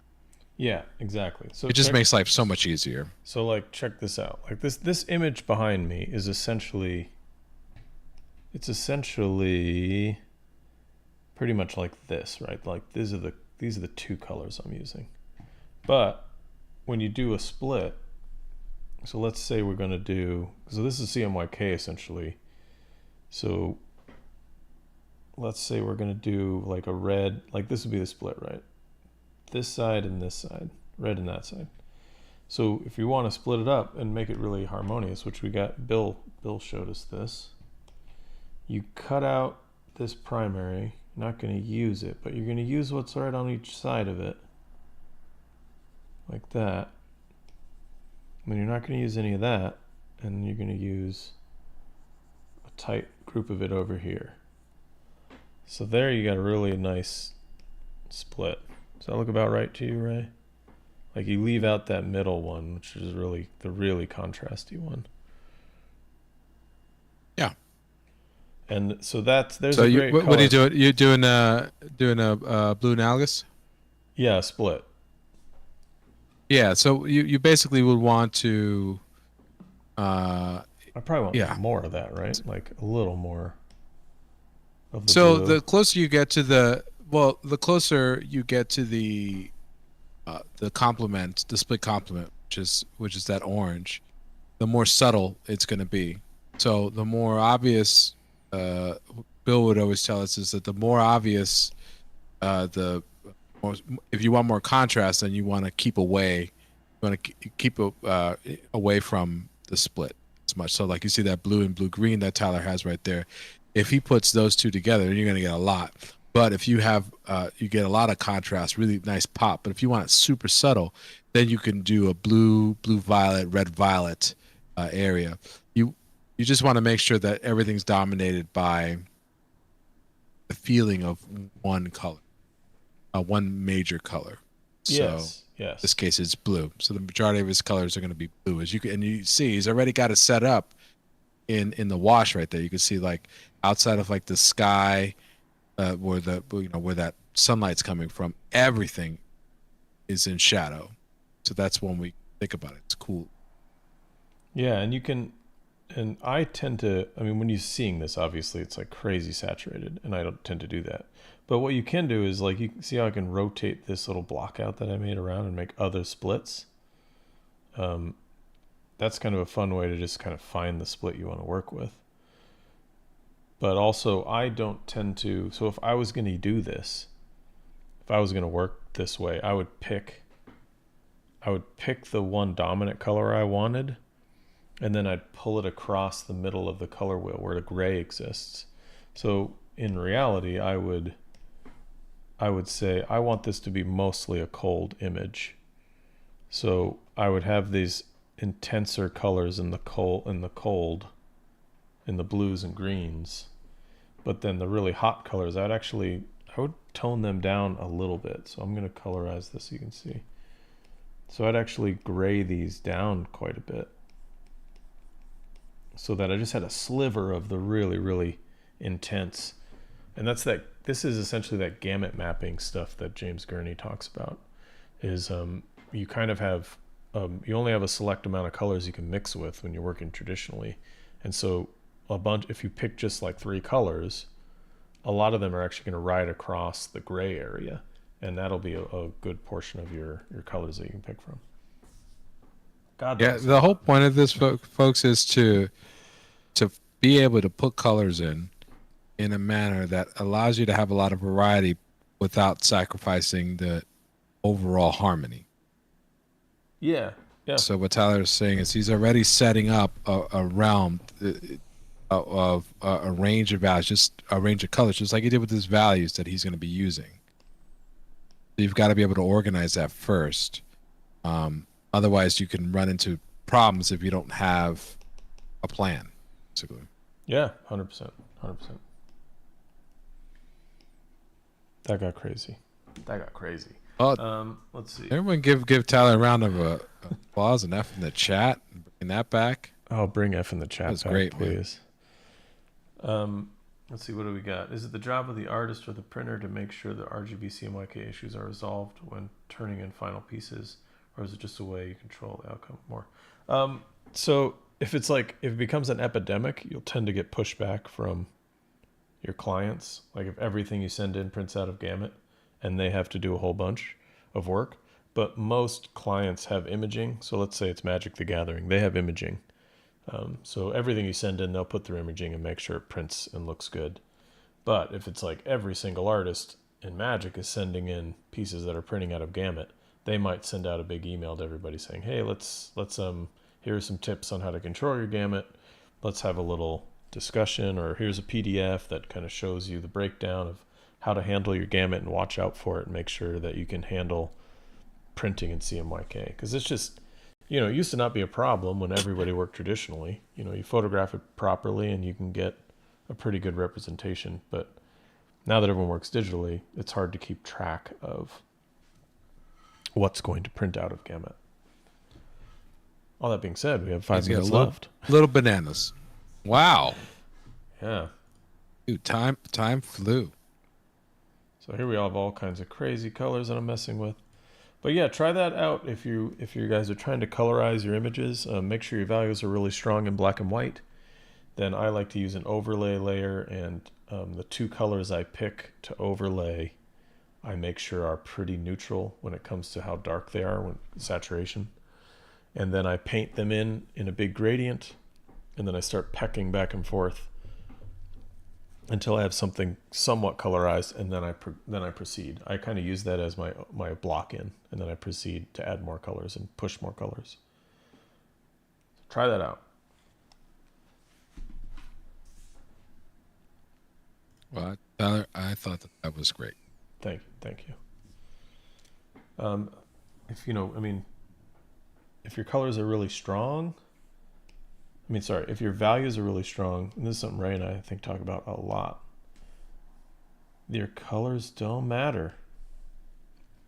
Yeah. If you strong as in well designed.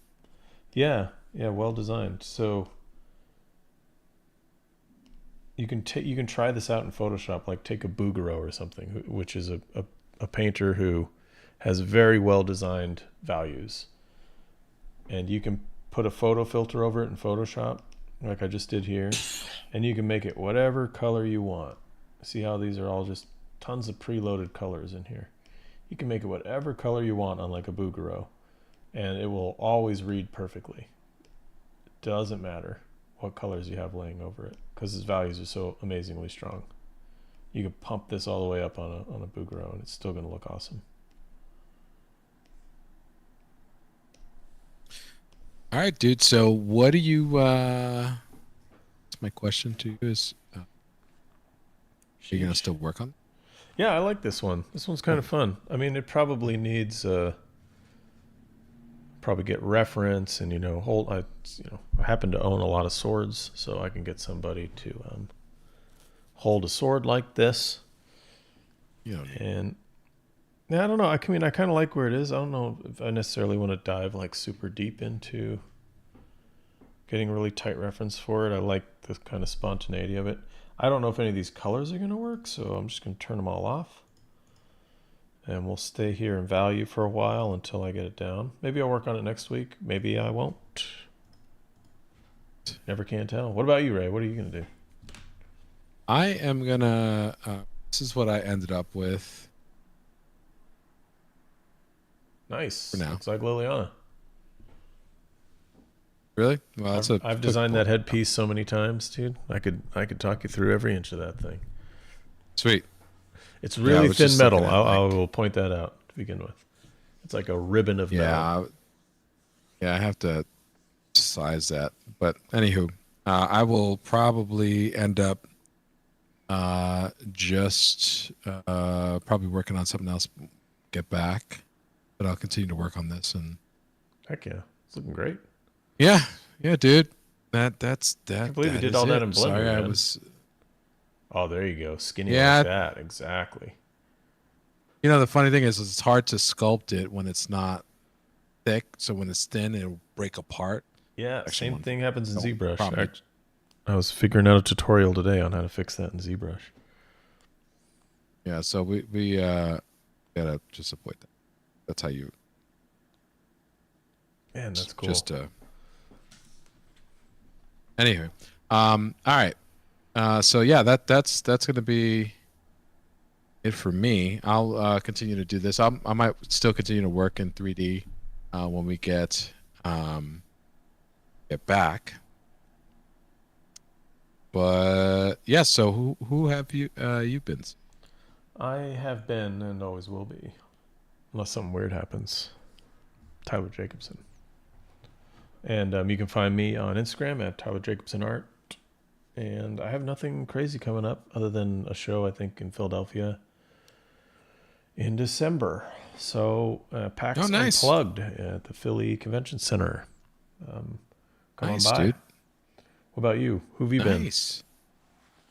I have been sometimes, most of the time, Ray Bonilla. You can find my work at raybonilla.com and on Instagram at raybonillapainter. I've got a solo show coming up, but we didn't even talk about that. Jesus. Oh, dude, I can't believe you didn't talk about that. I know. Next week? I know. It's like I'm actually... Yeah, if this is your first LiveBrush episode, this is not usually the format, but yeah, we change it up all the time. No, a couple of weeks, in 17 days. So But I'll talk more about that, and you'll see some posts about it as it gets closer to the day of the show. Yeah. So thanks so much for everyone who is live, for checking this out, hanging out with us. We love the chat and the back and forth and the questions and just the interaction between viewers with each other. It's really great to see, and yeah, we love it. Yeah, we love chatting with you guys. Yeah, for those of you that are just watching us on demand, thank you so much for watching us on demand. Please consider leaving a like and subscribe if you want to see more of this this debauchery. And you could ring the notification bell to see when we go live next, and when we have a new video coming out. All of our videos are archived and are available on demand on YouTube, so you can go and check it out. If whatever reason we have a couple of weeks hiatus due to life things and never professional things coming in our way. It never happens. Never happens. But it's a rarity. That being said, if you want to keep up to date on when we have new episodes, consider following us at live.brush on Instagram. So you see show announcements and things like that you have to cancel, and as well as other. Thanks again. Thank you, Tyler. Thanks, Ray. And we'll see everyone soon. Catch you later, everyone. Hopefully next week. Bye-bye. Yeah. Take care.